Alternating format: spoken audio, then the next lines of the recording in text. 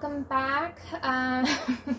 This is my friend Artemis, and she is going to be our guest today and sharing some of kind of her story, a little bit about her life, things that she's passionate about. So what are some things that you kind of want to discuss today? I really feel like talking about being trans would be a good thing to get about talk about, yeah. All right, so where do you want to start with your trans story? Well, I guess the beginning would make sense. So, I knew I was different as a kid, and up until the point I was like 11, I didn't know how I was different. And then one night I was listening to Loveline, which again kind of ages myself, but it was a great show, and I wish they would bring it back, because I feel like younger people need that kind of influence in their life again. You know, just people talking about things that, uncomfortable to talk about at school or with your parents. And then a guy called in asking about, is his son going to have the same urges to dress as a woman that he has but they explained to him oh no, at the time it was transvestism or being a transvestite or transsexual, and they were like, no, that's not genetic, it's just something you enjoy, and you might have gender things going on. And the second I heard that, it was just oh my god, that's a thing that could happen. And after that, life was totally different, and I realized why it was so different from everybody else I knew.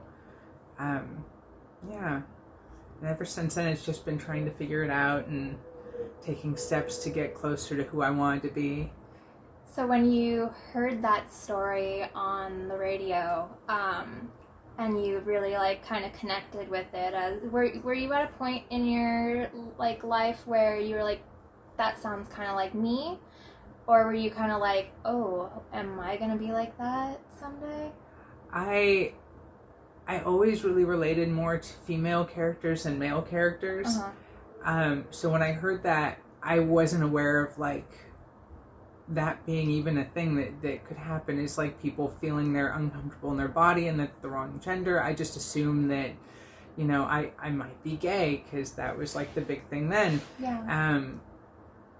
But after hearing the story, I started to realize maybe this is something I should try. And the first time, sadly, I have to admit, I used to wear my sister's clothes because it was all I had access to, and she was only a year younger than me. So the first time I tried on her clothes, it just felt so natural and comfortable for me, that I realized that's a big piece of who I am. Whether I was transgender, which wasn't a common phrase back then, or just someone who enjoyed wearing women's clothes. Do you think that's kind of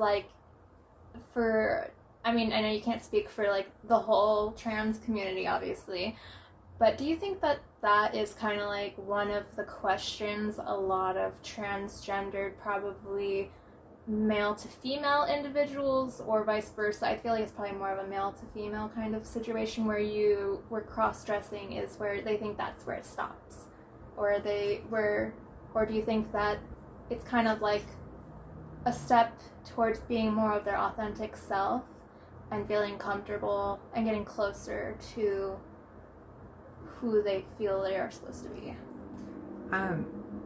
Well, for me, it was kind of a stepping stone. For the longest time, I just assumed I was a cross-dresser. And just went on that in secret for years and years, because again, in the 90s, there wasn't a lot of exposure for any of the queer community. It was gay and lesbian was the big thing. That's what you heard about and saw on MTV. And then, if it included cross-dressing or, outside of RuPaul being the drag queen that was always in mass media. Or Rocky Horror Picture Show. A Rocky Horror Picture Show, which again is transsexuals and transvestites, and there was always a negative stigma about being a transvestite or transsexual. It was usually prostitutes or, people. Over-sexualized individuals. It was a very fetishized kind of thing, or people assumed it was a kink. Yeah. And so like the only positive influences I had were watching things like Kids in the Hall or Monty Python, where at least people laughed at them and thought they were funny and enjoyed watching these men dress as women, as opposed to it being like a negative connotation around it, or like a negative atmosphere around like, oh yeah, I wear women's clothes, and it's like, well, there must be something wrong with you. Yeah, but after a long time, it was probably like 15 years of cross-dressing, I assumed I was gender fluid because that became a normal thing to hear about, and I just assumed again it was a mental defect, so I joined the military to kind of get away from that whole thing. Yeah. And do you feel like, how was your time in military, like while you were kind of evading yourself by going and doing this? Do you feel like you got more answers when you thought you were running away, or do you feel like you were actually pushing away aside the true version of yourself? At first, it felt like I was doing the right thing and doing what any cis-born male should do, and go be a man. I joined the military, joined to do all the dangerous things, and it was in 03, right at the peak of like that whole global war on terrorism, so like everybody was gung-ho macho, and like so I worked with guns and tanks and took all the dangerous assignments I could get. And I know that's fairly common for a lot of trans male to females, at least that I've met in the military or post-military. They all join to be like the most masculine they can be, and in that journey you kind of figure out that like that is not who you are. And then when I got out finally, it was still there. It was still very much prevalent in my life. Like every day I kept thinking about like, when am I going to get to go home and just relax and be comfortable in the clothes I want to wear and be who I want to be. And I still fought against it for years because I wanted to talk to somebody about it. But normal therapists were very biased on the subject every time I found one. Yeah. So did you end up finding a therapist? At like what point did you find somebody that you felt comfortable enough and who was supporting you in the direction you wanted to go with your life? Have you found that? I did after a few years of searching. So it was probably like 7 years after getting out of the military, I found a therapist. She was really excellent. I only got to meet with her for about a month and a half before she went on maternity leave. So it didn't get me a lot of what I needed, but it was the first non-biased opinion I got on my gender issues. Typically the therapist I'd seen before that, one was very religious, so they kind of pushed that view on me. Another one was very, oh, this is definitely a mental defect. It's some kind of issue you're having. Maybe you were molested as a child. And it's like, but I wasn't. But she kind of pointed me into this whole thing of like, well, maybe it's a gender identity issue and you just don't know. And I had never heard of that being a thing before then. It was, transsexual, transvestite, crossdresser, all these different things it could be, and not just that I am normal in doing what I felt was normal for me, and it was just uncommon for society. So after we stopped seeing each other, about 2 years later, I heard about the Gender Health Center in Sacramento, and I went there, and they really kind of set me on the whole path to where I wanted to be. Yeah, it was a really great place. I know it's still around in Sacramento. They've moved locations and like swap management there, but like still really great resource. I'm glad that there are places to go that do have these resources. I hope that we get more of them, because I think that it's probably a very underserved community. Like there's probably a ton of communities actually that are very underserved. But I think that it would be so wonderful if we could find a way to really increase the resources needed for everyone to feel served and helped. I think it's kind of a basic human right that we all should really be able to get the help we need. Yeah. Also without judgment, you know, with Yeah. no biases would be great. Yeah, that would be ideal, is to not have a therapist who's supposed to be there to help you get through your issues, not carry their issues into that conversation. Yeah. I've never had like that particular situation, but I have had a therapist before. It was only one time because I only needed the one time with her, but I came in and it was kind of like, you know, when you're talking to somebody and you say you have a problem, but then they have like a bigger problem, and it's just like trying to top each other on like who's got it worse. Like that was what that one therapist was like, and I was like, why are you here? Right? Am I supposed to pay to help you? You know, like, that's not what I'm here for. Become a therapist so you feel better about yourself by proxy, yeah. Another thing that we had discussed is like, you know, we were talking about how, say, like Rocky Horror Picture Show, and how transvestites, transgendered individuals, transsexuals, basically how cross-dressing or dressing in the opposite gender's clothing, or anyone under that umbrella, has been kind of fetishized. Or do you find that to be a big problem for you in your life or in dating? In my daily life, it didn't start to become a problem until probably 2 years into my transition, after being on hormones and, you know, doing things to try and make myself look the way I always saw myself, and not the way other people see me. And so doing that, there have been a lot of moments where I have been hit on, and then the second that someone notices, like I'll get hit on from behind, and then I turn around and someone's like, "Oh, you almost got me," you know, and I mean, it's what it is. It's just, and that was at the gay bars in Sacramento, which is the worst part, is, you know, like hanging out at a gay bar and someone hit on me. So it would be like a woman or... Right, like they assumed I was a cisgendered woman, and I turned around, this man said, you know, "Oh, you look really fine," and I turned around and he was just talking about me from the backside, and then he saw my face, and I had a little bit of 5 o'clock shadow going, which is really typical for trans people, or trans women anyway, and so yeah, he saw that and he was like, "Oh, you almost fooled me with that. If it hadn't been for the beard, I wouldn't." And it's that kind of thing. And then working at the gym, I've had, especially in the last, I don't know, 2-3 months, it's been really bad. Like middle-aged white men who are the same kind of people who usually, you know, scowl at me as I'm walking through the grocery store in the city I was living in, or, you know, have snide comments to say about me.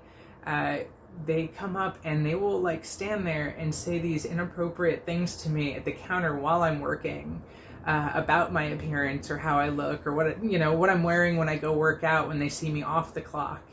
But at the same time, they don't ever ask me on a date. They don't ever ask me if I want to go out with them or imply that they're interested in me. They just talk about my appearance and how they think it's really nice, or, "Oh, you look really good," or, "Oh, you're very passable in that outfit." That's not a good thing to say at all. Not even to anybody. Yeah. Like this. Yeah. Okay. That's a lot. Yeah, and then dating. Having recently been on the dating sites to try and meet people, because, you know, pandemic life. I constantly get men who ask me to come to their house, but at the same time won't ask to take me out. And when I ask about going out with them first in public, they suddenly like change the conversation to like, "Well, you know, I got a lot going on, I'd just rather be at the house," or, "Oh, it's just so hard to be in public nowadays." And it gets really frustrating to keep getting that kind of mentality from these cisgendered men who just think that like being trans is a fetish. You know, we're like an object for them. I feel like that's pretty true about cis males when it comes to transgendered females primarily, is that there is this fetishization, this over-sexualization of those individuals. And I'm not really entirely sure, like, where that stems from. Like, do you maybe like think? Do you think, I don't know, that maybe they have some closeted? I don't know. You know, it's hard to. I wish I knew where it came from, because I remember being in the military and I was with the cavalry, so it was just me living on post with like 3,000 men. There was one female military member who worked at our med clinic, but she was off post the rest of the time. And so I learned a lot about men in that situation. And one thing that always bothered me is that I wasn't able to be any part of my authentic self in the military out of fear of being, harassed or assaulted or just kicked out in general. And yet these guys would sit here and bring up like trans porn and talk about like trans porn stars or trans models, and they would have these pictures on their phones or in their laptops. I mean, not on their phones at the time, this is, but they would have pictures on their laptops. They would bring up these videos on their sites and talk about it to other guys. At the same time, they would talk shit about these trans people and how gross they are, but they're still watching and looking at them and have them saved to their computers. So it's like I never understood that. And I mean, just like a week ago, I went to buy weed, and the security guard at the weed place gave me his number and was very flirty with me, and this never happened. So I was like, that's really neat. That's like an authentic experience. So I texted him and was just like, here you go. You have my number. Let's do something. And his first message back to me was, what kind of girl are you? And I wanted to assume it was like, are you the slutty friend? Are you the shopper friend? Right. But I knew what he meant. And I was like, I'm transgender. He's like, oh, okay, well, I'm not really into girls who have that kind of thing going on, but I've always wanted to try it. And it's like, okay, that's okay. Like, I get it if you want to experiment. And he's like, I got a girlfriend though, so like we got to keep it on the deal. Okay. And it's That's like, too much. and I get that a lot. Especially at the gym. It's really weird. So yeah, it's just a strange thing. I've never had a man just ask me on a date. It's always this whole like, I don't know about it, but I'd like to try it out. And it's like, I'm not a used car. You can't just take me for a test drive and be like, no thanks. But no woman, no matter what your background is, no person should be treated that way. Yeah. No one. No, but yeah, it's really, it's like a cis man problem. Like I've never experienced it with anybody else. Yeah, there's a few cis male allies out there, but I would have to say it's a very small population of them. There's a pretty big cis male population that are needing to educate themselves more about being a decent human being. Definitely. Yeah. Which seems like it would be a pretty easy thing to do. I don't feel like it's very hard for me to walk around and like just ask people how they'd like to be treated, or just treat them like they live here too, you know? Because those people, like, they must, like, do they live at home and, like, disrespect everybody in their household the same way that they do with people on the streets? Like, it just boggles my mind, the No, absolutely. complete lack of human emotion and consideration of people's feelings. Yeah. Just plain decency towards one another. Right. Yeah. So how does that make you feel about dating men? Like, are they still on the menu, or? I have always wanted to try. It's something I would like to do. I feel like that would kind of close the circle for me, because I've always been interested. I'm not strongly attracted to men, but it's something I've always wanted to try, just to see if I actually have, a solid attraction to men or not. I've dated everything in between, from cis women through like trans people and non-binaries, and I've never actually gone on a solid date with a cis man, with the exception of going to pizza one night.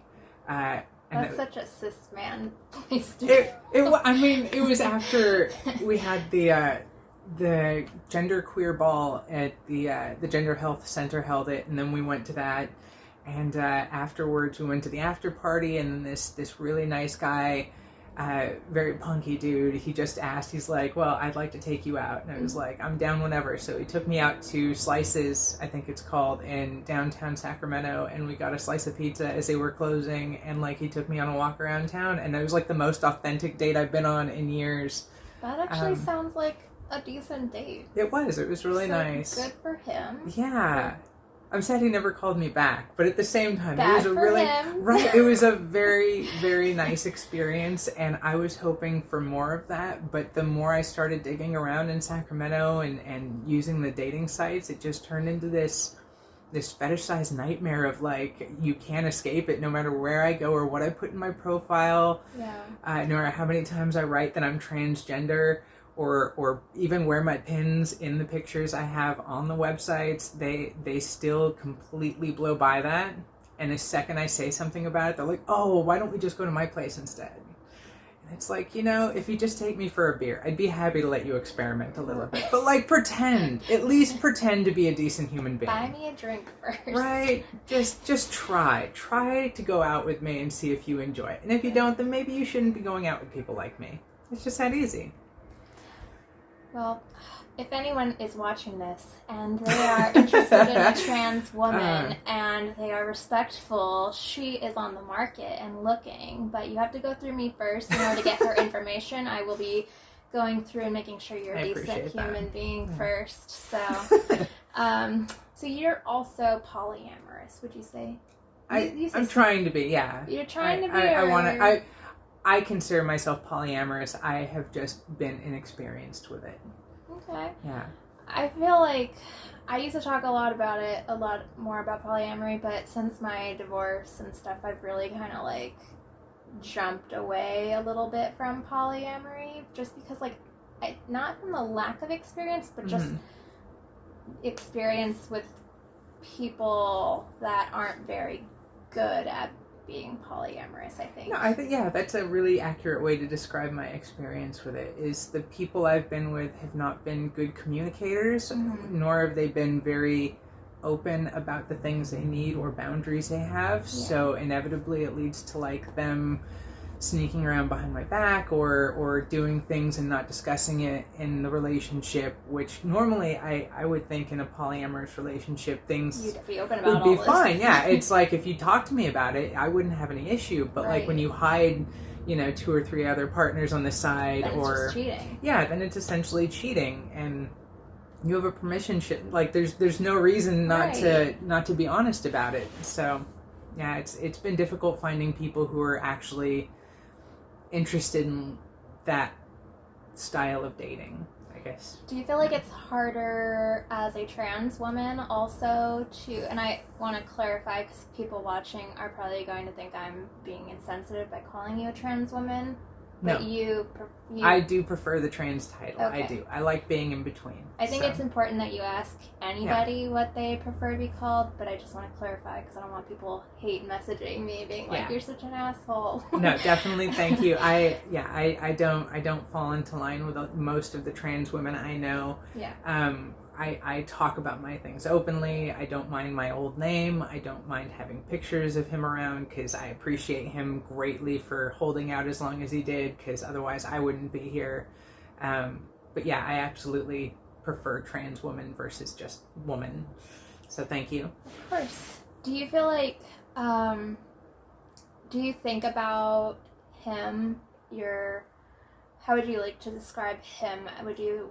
Or we just call him AJ. AJ? Yeah, okay. Because I know like he's... people say like dead names, or do you be like dead self or dead AJ? Well, I don't consider him dead. Like, in my opinion, like AJ's out there floating around in the ether somewhere, living out of a tree stump, fishing off the coast or something. Here, like occasionally. You know what's going on. So, do you like think about AJ much? I do. Yeah. Like, not all the time, but often enough. Having just had the surgery, it's been difficult. Like the first week after having the orchiectomy, I felt really distanced from that half of myself. Almost like I would imagine it would feel like if you were a twin and your twin was like moving out of state. Yeah. again, not a twin, but I like am, I know you but- have the experience, so like Yeah. it feels like distancing myself from myself, and it's weird, and I don't like it, which is why I actually had the pathology department give me back that other half of myself. Right. I'm glad you were successful at getting that to happen, because I know you last time we spoke you were unsure. Yeah, it was a weird experience for sure, and You're like, there's give it back to me. right. I kept having to like pester people on the way into surgery. It was like, do I need to pin a note to myself Right. or and then when they finally got them back to me, it was like the shadiest drug deal in history. I walked into the doctor's office, and the surgeon's nurse was like, "Oh, we have your specimen," and they reached very delicately under the counter with like 2 fingers, grabbed this big paper bag, and just kind of like, "Here you go," and passed it off to me. And then I was just walking around San Francisco with my bits for hours, hanging out with my friend. So That is great. Did your friends want to look? Did you? Oh, my best friend Elise, she used to work for the coroner's office, and she's all into that. So she was like, "You're taking me to pick them up. Like, you're not allowed to go without me." And they're gonna help me transfer them into like their forever home at some point in the next couple weeks here. That's a true friend right there. Oh yeah, great friend. Yeah, she's like, I've got you. I'm gonna make sure these last forever. I think she's more interested in keeping them lasting forever than I am. I was planning on holding like a Viking funeral for them, but just like a little arrow of fire. Right. I had a friend who's willing to barbecue ribs for it, and so I was like, yeah, we could have a shindig anyway. But I would love, if you do that, I want to see like a tiny little boat. Oh yeah, no, I've been carving one for the last few months in preparation. So I think all of us need to be a part of that if you do it. Yeah, no, maybe I'll start a new trend for people after they get surgeries. Yeah, you should start a business. Right. Where you like do Viking funerals for trans individuals that are needing to extra step of just releasing letting go, version of themselves.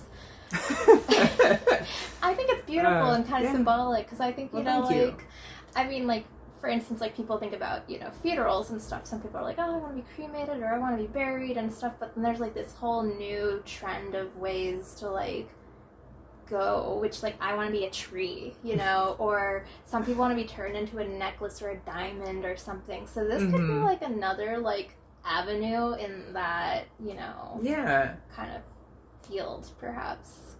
Wouldn't be bad. No, I don't think so. I think that would be, you could literally charge, pun intended, arm and a leg for these boats that you carved, to end these services and stuff, like a real funeral type of gig. Yeah, it would be kind of nice. Yeah, if you need a graphic designer, I will brand you for that. I will definitely keep that in mind. I think we've got something, like $1 million idea. Yeah, here. no, this is great. We're gonna go on Shark Tank. No, I'm totally down. I'll go home and start carving some more boats today. Yeah. Yeah. I do a couple little huts and stuff too, just in case. Yeah. Yeah. Yeah, and we gotta include also the trans men. I'm sure that they probably have things that they'd like to also ship off and set aflame for religious or spiritual purposes. Absolutely. Too. Equality. Absolutely. Gotta be equal across the board. Yes, definitely. I would like to just touch on, if it's okay with you, the surgery I went through itself. Yeah. Just because I like to research things. I really enjoy looking things up and knowing what I'm going to be doing before I actually do it. I looked so hard to find any information about the surgeries I went through, just because it's terrifying. I had never gone through a surgery before. It was, as they said, not a minor surgery, and it was a scary process to have to go through, especially dragging it out for 3 years, working with Medi-Cal and having to get therapy notes, because inevitably, if you want to have a body part removed and you're trans, you must be mildly neurotic or have some kind of mental imbalance. But like, any cis male could go into the clinic, have the same thing done without any issue or needing any mental health letters. So it was difficult on that front. And then afterwards, actually getting the surgery done, I could find information about cis men who had it done for cancer reasons, or multiple things about cis men doing it, but not a lot about trans women. Also, just in the fact that most trans people don't talk about their surgeries or things openly, which I understand, wanting to keep that anonymity, or not put yourself out there and label yourself for society to know. Being that I enjoy the trans title, I don't mind sharing my experiences. I think it's good. It leads to understanding and people get what's going on, as opposed to like, oh, those trans people are weird. They remove body parts that people should be keeping. Well, I think that could be true for a number of different groups. Like even women, like there are some women who are like openly talking about their labias and like how they look, and some of us are like closeted and just like, no, Yeah, like, no. I think it's just 50-50. Like, there's polarized versions of every group out there. I get that. Yeah. So it was easier for cis men to get the surgery, but it was harder for you to. Yeah, just in the fact that you need 3 letters from doctors. You need 2 mental health letters, and then you need your note from your physician to say that you're in good health and you're in good mental standing, and you're not, under duress or doing this because you have, psychological problems. And so finally, after getting the letters and working with Medi-Cal, after 3 years and dealing with the pandemic, they finally gave me a date. And even when the surgeon talked to me about it, it was I don't know how graphic I can get, but like... I mean, I think we can go, I can always beep. Okay, like yeah. So, I mean, the orchiectomy / scrotectomy, like they basically just remove the testicles and then the extra skin. Typically, I guess when trans people go in there, trans women go in to get this done, they just do it in one foul swoop, and they'll get the whole surgery and the gender confirmation surgery done at the same time. Whereas, like, I was just going to do that mid-step and keep everything else the way it was, and that's all I ever wanted to do. I couldn't find a lot of information on, like, recovery or how it felt or how things would work afterwards, or if things would be the same or different for me. And like I definitely couldn't find anything from trans individuals. I even went through Reddit, which is not a normal thing for me, but I've heard that is the place to go for information. So it was frustrating not being able to know exactly what I was in for. The surgeon prepared me the best they could, but again, they don't have any like first-hand experience. They're just going off of what their, previous patients had said to them. So going into it, I expected one thing, and then after coming out of surgery, I found out that there was not so much complications, but extra things that they needed to take care of, extra connective tissue. So they cut more than they were expecting, and it was just terrifying to like unbandage from that after the first 2 days from surgery and be like, well, that's an unpleasant surprise. Seeing more incisions and more sutures. But I will say that after everything started to heal, and like especially the surgical team I had, they were outstanding. Every time I needed anything, any questions I had or concerns, they were always there to answer them. I would like to say that after recovery, after 5 weeks, everything returned to working as normal and like full function of everything, which is great. And I know that's like a big thing for some trans people like myself who don't intend to get the entire surgery done is functionality and, how everything's going to look and lay. And for me, a big part of it was just being able to have my clothes fit properly without having to wear shapewear, special underwear, gaffs, or anything like that, taping. And I mean, it's given me everything I've ever wanted after the surgery. That first like 2 or 3 days after the pain subsided and the bandages came off, I have never felt more myself than in those first few days. And every day since, I just wake up feeling like myself. I don't have to go through the process of like, what do I need to do, like makeup or hair? Do I need to shave today? Even like with a little 5 o'clock shadow, I still feel like me and not like the pre-transition version of myself trying to like fight through that muck to get to who I am. Right. So, yeah. Well, I'm proud of you, and thank you. I'm super glad that you were able to get this handled and done for yourself, so that way you can feel more complete like yourself. I hope that more people that do this can get more information. Like you said, that there wasn't enough. So I wonder if there's something that could be done, whether it's talking to the surgical teams or creating your own Reddit page, explaining your own experience, starting a blog, starting a YouTube channel. I am actually doing a video just to talk about like the details of the surgery and show some pictures of what to expect, or at least what I was told to expect versus what actually happened. Just again, because I don't mind putting myself out, but it just, even if that one person like me was out there looking for it because they want to get it done because they know that's the one thing that's going to make them feel better. Even if it's, I mean, I'm not doing the full surgery because I don't feel I need it, but I know some people have to avoid it because either insurance won't cover it or work with them for what they want, or it's just too expensive, or the surgery that they have access to isn't the one that they want to have.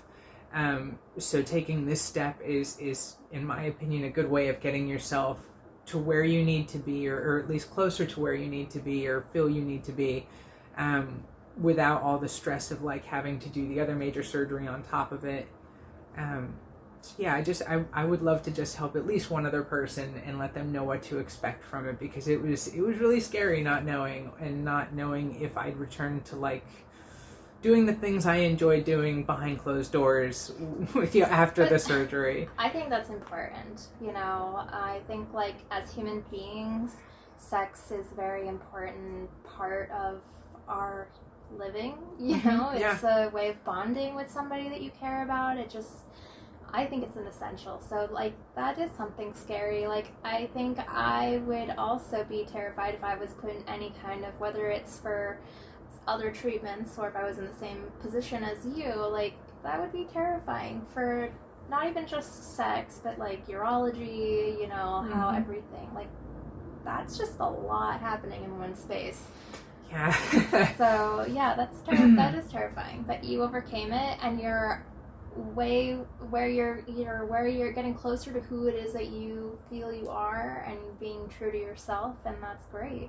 And I think that you're going to be able to help a lot of people feel less terrified about making that decision. Because I think, as you've said, it is expensive. It's hard for people to get gender affirming surgeries, and it's unfortunate. I feel like it should be kind of like a basic thing that should be definitely it should be like dental work. Everybody should be able to get it done, because everybody could benefit from it, like anyone who needs it, like myself.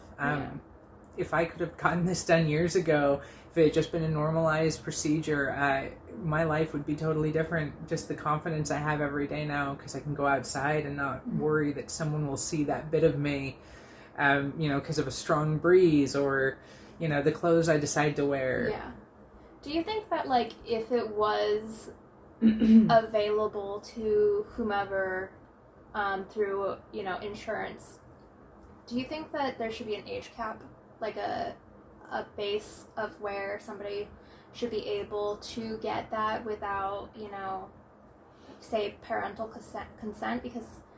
Or do you think that, I think it probably varies by person to person for sure, but I think that obviously, I feel very strongly that people that are transgendered that want the surgery should be able to get the surgery and be who they feel they are.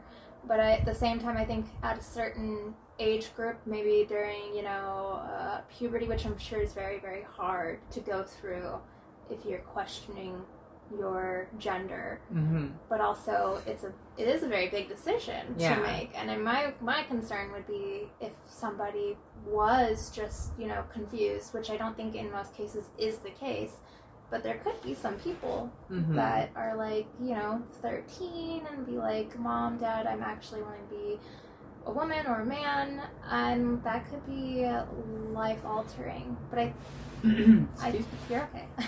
I think that it should still be a right and accessible, but do you think that there should be some limitations? I personally think that it, for anyone over 18 or anyone in general, if you think you're trans and you start going through the motions of it, hormones the best way to start. I mean, I had moments probably in the last 6 months where I started to doubt seriously that this is a course of action I wanted to take. But you can't say that. You can't go to your doctor and say, hey, I'm uncertain about this because I want to know if this is going to happen after surgery or if this is still going to be a thing. Am I going to feel this way still, or is this still going to work? Am I still going to be able to have sex with people in the way that I do? Just all these different questions. It's like, once I do this, there's no going back from it. But the second you bring up those concerns and questions, they take note of that, and it can become a possible reason to deny you your surgery, because then they can blame it on mental defect or illness. So it's one of those things where the last 6 months it would have been nice to talk to a therapist, but the fear of not being able to get the surgery done after so many years of trying to get this surgery was so great that it kept me from talking to anyone professional. Do you think if it was accessible to people that you it wouldn't have had such a conflict of whether or not you should do it or not? I think I just went off somewhere. Like I had a thought, and I think I just said it completely inaccurately the way I wanted to. But I do feel like if it was a normalized surgery that any trans individual could go in and say, hey, look, I've been transitioning again. I think hormones are the best way to start, because once you start hormones, your body will start to adapt, and you'll know whether it's something you want to pursue or not. You'll know how far you want to push your own transition. Yeah. But once you make that solid decision, like 2 years ago, I made that decision. I was 100% sure that's where I wanted to be, is having this surgery done, being that person, and being done with my transition. Had I been able to just go to my doctor or and have them put in a referral, get the surgery notice, and go into surgery, it would have been a much easier process. But them drawing it out and making you wait, it makes it so much more of a dramatic life event than it does, a healing procedure for yourself. Yeah. And if it was more normalized, I think, it would be good for, I think it would be easier for people to go through it and know that it was certainly what they wanted, as opposed to I don't know if I really want this or not, because every doubt that I had from it was based off of what would happen to me after the surgery, and there's no information I could find about it because it's not a common surgery. Just like non-binary genital surgery, which I don't know the correct name for. I don't want to try and describe it and be insensitive to people, but it's not common. So when people see those images for the first time, or meet someone who has that going on for the first time, it can be really jarring. And I can only imagine for the individuals who choose to have that surgery done, it's got to be hard to some level to know what to expect, because it's so uncommon. But if we make these things more normalized in society, at least then people will have that right and the ability to go without having to explain their mental stability, or worry that someone could turn them down because of A, B, or C that they've experienced in life, or the emotions they're having.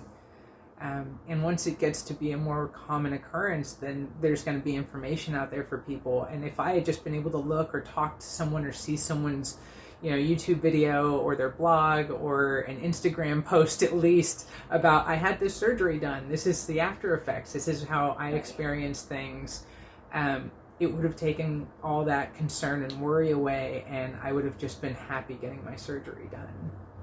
Yeah, I think that people sharing their stories is very important, because I think a lot of us are afraid to share our stories because we're worried about what other people are gonna say or do or judge us. But I think that there are those people out there, but I think that ultimately there's more people that it benefits them to see other points of views, and it benefits them to see how they can change or grow or expand their own lives. So I think that's one of the things too. I feel like what we're kind of accomplishing as a theme for this channel is a passion for vulnerability, and I think that being vulnerable and sharing your story is a beautiful thing, because you're gonna help somebody else. So I hope so.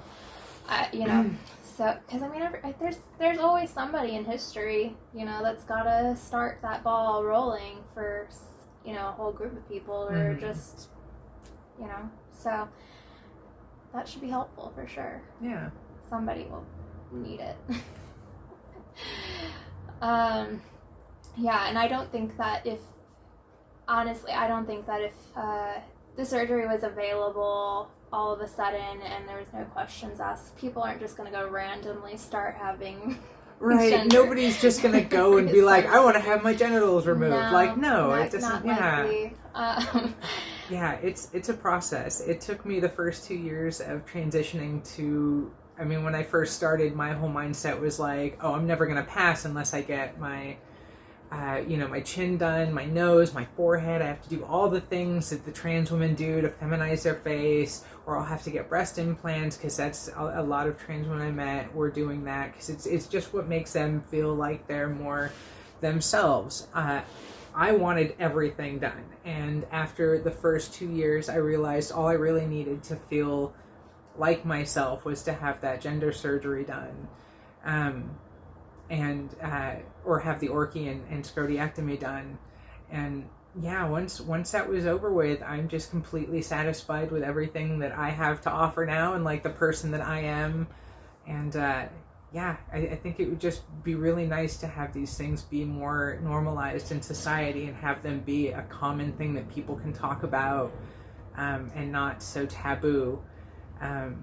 Because like you were saying, everybody should be more sex positive. We all do it. Like, pretty much everyone has sex, to some degree. Right. So it's like we should just make these things more normalized to talk about. And I mean, everybody's different. Some people are bigger, smaller, deeper, wider, and you know, some people have extra bits and some people have less bits. So yeah. Everyone is important, and everyone should be able to get access to information so they feel normal, you know, like everybody else. You know, normal is such an odd thing to say. It's, you know, what is normal? But like, right. You know, typical. It should be like a societal, baseline. Yeah, a baseline of information for people. Right. Yeah. Well, thank you for sharing that. Is there anything else that you'd want to... No, I definitely want to put out the fact I do think that even though a lot of people think it's like trans people trying to manipulate the youth, I do think that young people, especially those about to hit puberty, should, if they feel they have gender identity issues, be able to get access to therapists, and non-biased therapists at that. For sure. Because going through all this during your first puberty, I feel like would be much more conducive to a healthy person, as opposed to like the route I took, where I went through my first puberty and it was atrocious because I just don't handle testosterone well. It's lots of anger and frustration, and there's neurodivergency on top of that, which doesn't help anything. But then being an adult in your early 30s going through your second puberty is a nightmare.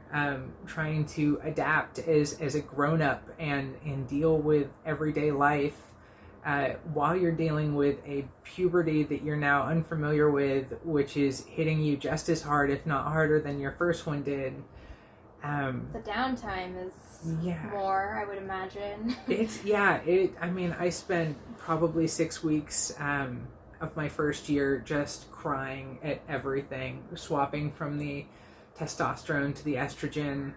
And then on top of that, for some reason, the testosterone blockers that they offer to trans people, at least that I've understood, like the most widely used one is spironolactone, which is actually a blood pressure medication. So in taking that, you lose the ability to function properly down there as a trans woman. And then on top of that, it also affects just your general health, being a blood pressure medication. So it's not great. And I didn't find out there was other alternatives until I got the surgery. And the month before my surgery, they came to me and were like, oh, we have a shot that you can take because you're already taking the max amount of spiro, but we have to knock down your testosterone before your surgery. Mm-hmm. So they gave me a shot, but apparently the shot is $1,000 a pop, but it lasts 1 month and it blocks all your testosterone with no side effects. That's nice, but what the Right? And it's just like I feel with the insulin. It's like it's the drug that people need for the thing they have that's the safest to use, and yet they feel the urge that they have to charge us out the nose for it because they know we'll pay for it. Where, you know, like I'm sure trans celebrities or people who are, you know, better to do before they transition are able to access all these better medications and treatments. Whereas people such as myself who live primarily on part-time jobs or paycheck to paycheck, it's, you know, we're basically stuck with, you know, this will work for now. You're going to want to change it eventually though. And it's really awful that that's the way it is. And yeah. So are you doing the shot now, or are you sticking to the thankfully, other one? because of the surgery, right. I don't have to take any testosterone blockers anymore. That's good. Yeah, so that's a big relief for me because I was on the max dose of spironolactone for about 2 years, and I was taking at least double what every other trans woman I knew was taking. That's gotta be really bad for your heart. Right. It was really bad for everything. Yeah. But I tell you, that first month that they swapped me from the pills to that shot, within the first week, like all my body functions went back to normal. I was able to work out longer and harder because I didn't have that blood pressure issue going on. My blood pressure actually returned to like a normal state. It was getting so low that they were starting to get worried about me when I was going into the doctor's office. So yeah, it's just it's not great, and you know, the information needs to be out there so people can know, so we can try to work the system to make these things more accessible to everybody. Well, thank you guys for coming and watching our video. I hope that what Artemis had to say was helpful, gave you guys some insights, helped you learn something, maybe broaden people's horizons, or helped make us a little bit less uneducated and a little more loving. I'm looking forward to seeing you guys next week, and as always, you guys can follow me on Instagram. My handle is temptingsaitan, and we are looking forward to seeing you guys next time. Bye!